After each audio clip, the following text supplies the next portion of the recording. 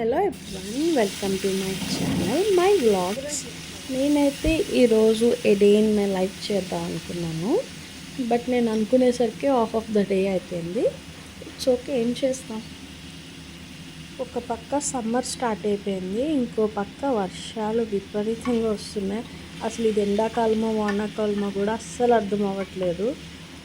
మధ్యాహ్నమేమో ఎండలు విపరీతంగా ఉంటున్నాయి. అయ్యో ఎండలు ఎక్కువ ఉన్నాయి అనుకునేసరికి వెంటనే వర్షం పడిపోతుంది. మామూలుగా కూడా కాదు, విపరీతమైన గాలులతో. సరే వర్షం పడింది కదా అనేసరికి మళ్ళీ ఎండ వచ్చేస్తుంది. ఏంటో అసలు ఈ సీజన్ మాత్రం ఎండాకాలం వానాకాలం రెండు కలిపి ఉన్నట్టు అనిపిస్తుంది. సో నాకైతే ఈరోజు పెద్ద హెవీగా వండాలని లేదు. సో సింపుల్గా పొటాటో ఫ్రై చేద్దాం అనుకుంటున్నాను. ఫస్ట్ ఆయిల్ వేసి పొటాటోస్ ఫ్రై చేసుకుని తర్వాత ఆనియన్స్ వేసుకున్నా.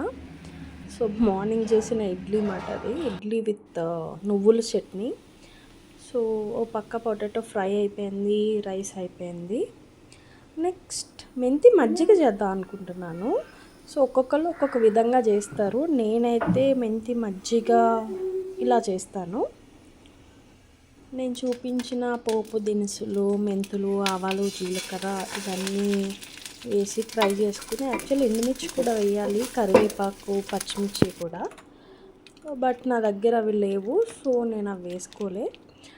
తర్వాత పెరుగులో వాటర్ మిక్స్ చేసి మంచిగా మనకు కావాల్సిన కన్సిస్టెన్సీలో చేసుకుని అందులో పసుపు, ఉప్పు అన్నీ వేసుకుని నెక్స్ట్ ముందు ఫ్రై చేసుకున్న పోపు కూడా వేసుకుంటాను. కొంతమంది ఆనియన్స్ కూడా వేసి చేసుకుంటారు అనుకుంటా. నేనైతే ఇలానే చేస్తా, నాకు ఈ టేస్ట్ బాగా నచ్చుతుంది. మేబీ అలవాటు అయిపోవడం వల్లేమో నాకు ఈ టేస్ట్ అంటే చాలా ఇష్టం. ఇది పొటాటో ఫ్రై కాంబినేషన్ బాగుంటుంది. సో ఎప్పుడు పొటాటో ఫ్రైలో నాకు ఇదే గుర్తొస్తుంది. ఇది ఒక రకమైన మెంతి మజ్జిగ. సో డిఫరెంట్ స్టైల్స్ ఉంటాయి, నాదైతే ఈ స్టైల్. ఇది రెడీ అయిపోయింది. సో లంచ్కి అన్ని ఐటమ్స్ రెడీ అయిపోయాయి. పొటాటో ఫ్రై, రైస్, మెంతి మజ్జిగ. లంచ్ అయిపోయిన తర్వాత జ్యూస్ ఏమైనా తాగాలనిపించింది ఆఫ్టర్నూన్ ఎండకి. సో మార్నింగే నేను గ్రేప్ జ్యూస్ రెడీ చేసి పెట్టుకున్నా. అది కొంచెం బాగా మిక్స్ చేస్తున్నాను అన్నమాట.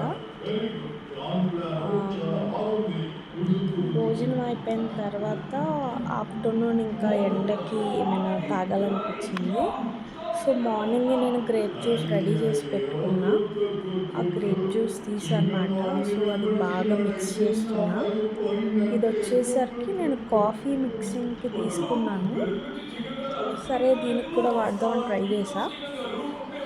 నెక్స్ట్ గ్లాస్లో పోసుకొని స్ట్రా పెట్టి మా ఇంట్లో ఇచ్చా, చాలా బాగుందన్నారు. సో ఇలా ఎండ్ అయింది.